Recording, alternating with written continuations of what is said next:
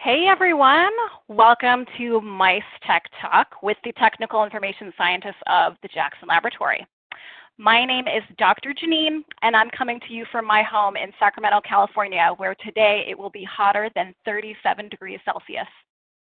And I am Dr. Xintong, coming to you from Bar Harbor, which is known as a vacation land. So our job as technical information scientists is to facilitate your research by helping you understand the unique and precious resource, which are laboratory mice. You might recognize us from our formal webinars on Thursdays, or you might have called or emailed us asking for help about your experiments. But today, we want to offer this 15 minutes new format of webinar with you to discuss the hot topics we often receive from the phone or emails, and now is a great time.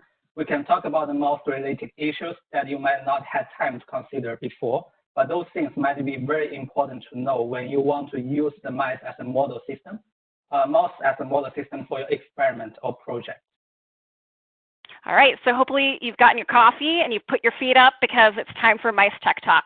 We're going to spend about 15 minutes with just enough time to finish your coffee and just get to kind of surface level information. So today, let's talk new colonies. Yep, today we want to talk about the new colonies, and the motivation is that we want to share with you the things that you may need to consider when you're planning to order your new mouse strain and you want to establish your new colonies. All right, so we're going to start with some fun multiple choice questions. The first one I'm going to open right now, and Xintong is going to pull open a slide. And today, our fun question is, which outfit best represents what you're wearing now? A, lab wear, B, fancy suit, C, smart casual, D, mostly casual, or E, work from home casual, which is a whole new level of casual. See how you guys are doing. And you're going to go ahead, and I see a lot of you are putting in answers. That's great. So make sure you're putting in the poll question and then hitting submit so that we can actually see and quantify what those responses are. All right, looks like we've got a few coming in. Go ahead and put that in there. If you're on a mobile device, it might have popped up for you. If you're on your computer, it should show up on the right-hand side of your screen. All right, so I'm going to close that poll. And I am going to show you the results. And it looks like most of you guys fall in the D&E category. Yes, we saw a lot of people still working from home with the business on top. All right. Casual. Awesome. Okay, so that was a pretty fun one. Now you know how to use our software. Xintong, since we're talking about starting new mouse colonies, there are a lot of decisions that need to be made. We spend a long time maybe talking on the phone or emailing someone about whether the model they're using is the right model for their research. We might suggest some literature sources, talk about experimental design. But after a pretty in-depth scientific discussion, we always get down to the very practical question of what do you actually order? So let's take a real poll question and get into a question about how many mice are you going to order for your first research project? So that's going to open up, and Xintong, you can probably close the old poll question slide while people are looking at that. But the second question is, how many mice are you planning to order for your research project? Is it 1 breeder pair to establish a new colony, 2 to 4 breeder pairs to establish a new colony, more than 5 breeder pairs? You plan to order experimental cohorts directly, or you're not using any live mice for your project and you're here just for information purposes? So I can see you guys are starting to add your questions in there. Good. Give you guys just a few more seconds.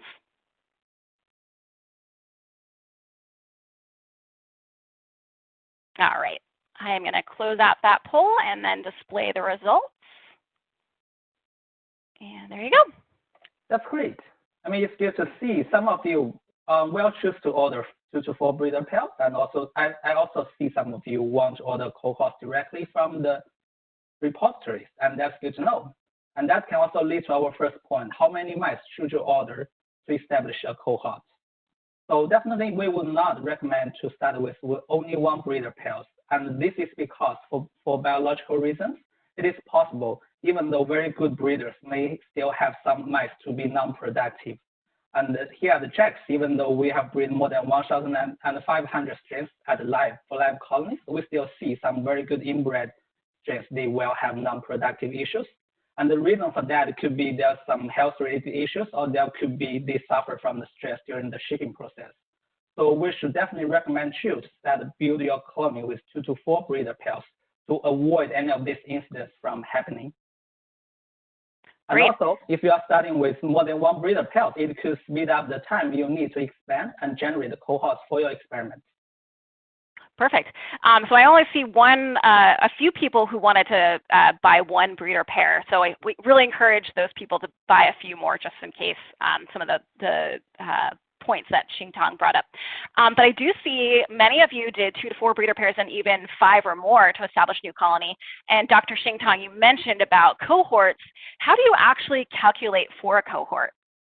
Yeah, there's a lot of factors you need to consider. So you need to calculate how many mice you may need per week, which sex of the animals, which genotype you may need. And do remember, you need to genotype all the animals for your experiments.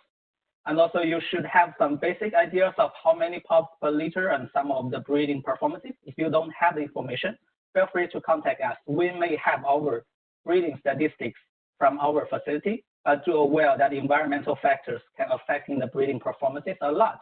And after you have all the information, you can choose to use a sizing experimental mouse colony worksheet that you can find from Jack's site, which can help you to decide how many breeder pairs you need to set up for both breeding and maintaining the colony.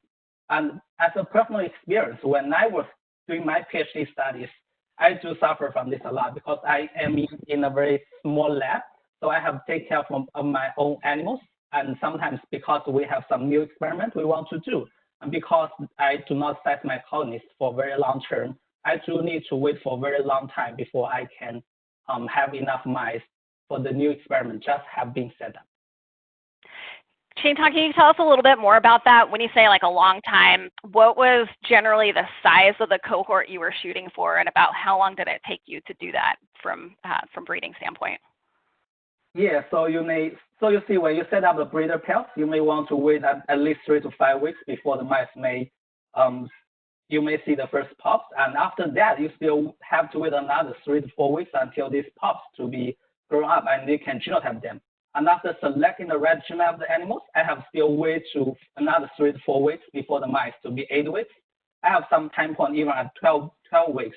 So I use the ABC mice, and I have to wait. You see that's another 3 months actually before I can use the extra mice for my experiment that has been set up later on. So if I start this point at a very early time, that I can calculate these numbers for extra animals used for breeder, so that I may save a lot of my time during my PhD. Thank you. I just wanted to remind you all, if you guys want to ask any questions during the format of this podcast webinar, there is a Q&A pod. And if you don't see it, look at the bottom part of your screen where the 3-dot ellipsis icon is, and then you can open the Q&A pod. So you're welcome to ask any questions there, or to send us a shout out and say hi. Okay, great. Thank you. So Xingtang, or Dr. Xingtang, you mentioned that there's a worksheet that helps you calculate how many mice you need per cohort. What exactly, or can you give us an idea of what that worksheet looks like? And we will send you that link to the worksheet in the follow-up email. But what are the types of things, and how do you modulate that worksheet depending on what you need? Yeah, from this worksheet, basically there's a few things we are calculating. How many mice do you need per week? And what will be the genotype of the animals you need to breed animals? And what will be the sex of the animals you will need for your experiment? And is there any some basic of the reproductive performances data, including how many pups you may have from these breeders, and what will be the rotations for the breeder time? I mean, some of the information you may not have that, but feel free to contact the MiceTech. We may have the breeding performances from our facility, and then using all these basic factors, you can calculate the how many breeders you can set up to give you the most, the fastest speed you can to generate a cohort of animals and to maintain this colony as for a long-term run of for your project. So you mentioned genotype and sex of mice. Can we start with the genotype? So how do you actually pick the genotype you need, and how does that affect your size of your cohorts? So let's say, depending on the breeding scheme to create that genotype, Can you give us an example of some genotypes that you might use for your experimental versus your control mice and how that affects the size of the colony? Maybe we'll start with a wild type by heterozygous breeding. Yeah, I have a very good example. So I have used the APC mice, which for that particular mice, it will develop the polyps from the spontaneous developed polyps. But for the breeding standpoint, I can only use the heterozygous male to cross with the wild type females. And from that particular breeder, I mean, we should expect how 50% of the progenies to be heterozygous and 50% to be the wild type. Definitely, I'm using all of the animals, wild type as a control and heterozygous for my experiment, but I need to genotype all the progenies, and I can only use 50% of them all. And in some situations, if you can only use the homozygous and you crossing by heterozygous to heterozygous, then you only have 25% of all the animals you can use for your experiment. So definitely, you should be counting this into when you are doing the breedings, and also this is calculated from our worksheet. Just remember to download one or save one from the link we sent to you. Great. With regards to APC min, you brought up something pretty important, that you only use the males for the breeders and not the females. So this is just one example, and people have to apply this to other examples depending on what models they use. Why is it that you can only use the males for the breeders and not the females for the breeders for APC min? The reason for that is because the females cannot take care of the pups very well, because the females, they also develop the polyps, and they may not have enough nutrients, or they just cannot breed the pups very well. That's what we know. So we're always using the heterozygous APC male crossed with the wild type females. Awesome. So you brought up a really good point about how the phenotype can impact the breeding scheme, and therefore it can impact the number of mice that you have. The other thing that you mentioned was in terms of like the ratios of the cohort. So if it's a het by wild type, you're going to get 50% heterozygous mice and 50% wild type. How does your cohort calculation change, for example, if you only want to use females? Female heterozygotes. Let's say you need 10 female heterozygotes, but you're also considering maybe a mixed sex, males and females of heterozygotes. What do you have to do with your breeders in order to generate 10 females as opposed to generating 10 mixed sex animals? Yeah, you should expect that you have a much larger breeder pair set up in order to get only one gender of the animals to use. So that's definitely something you need to consider when you are setting up the breeder pairs. Okay, awesome. We have some time from the questions from the audience. I see one here. It says, can you talk a little bit about the breeding schemes, pairs versus trios? And then this person also said, we've looked at the breeding schemes on JAX's website, but the breeding schemes there are not necessarily the ones that they would use for their experiments. So how do we pick and choose? And do you have to breed them the same way we do at JAX? Yeah, so this can be broken into two questions. So first of all, for JAX, we maintain our colonies, so we can choose. For a lot of strains, we choose to using the cross the heterozygous or hemizygous with the wild type just to maintain the colony. But in order to use the animals, you may want to use the genotype for homozygous. And then you have to choose to use a different breeding schemes, such as heterozygous cross with heterozygous, or even use the homozygous cross with homozygous. And for the second question, whether to use the pairs or trios, for some strains, we do find the trios mating can be productive in terms of the weaning pups because of the aunting phenomenon. And this is a phenomenon when you see that one female give birth to the litter before another one, but these females will still taking care of the pups from another female.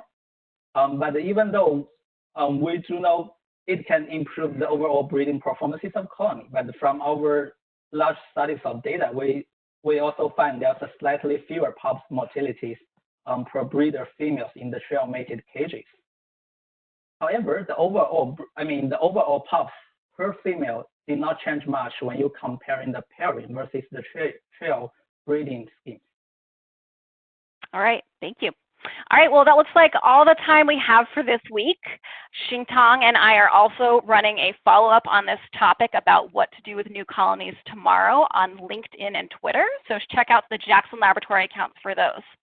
So I hope you guys tune in again next week to MiceTech Talk when we talk about episode 4, Let's Talk Mouse Transmission of COVID-19. I'm pretty excited to hear from my colleagues about this. Basically, can mice get infected with SARS-CoV-2? And what kind of risk is there for researchers to get SARS-CoV-2 from their mice? So I hope you guys are ready for that next week. And this is Dr. Janine saying we miss you, and we are looking forward to seeing you next week. Stay healthy. Dr. Xingtang, I'm looking forward to seeing you guys for next week. All right. And stay healthy, stay safe, and stay excited about research. All right. Bye, guys. All right. Bye-bye.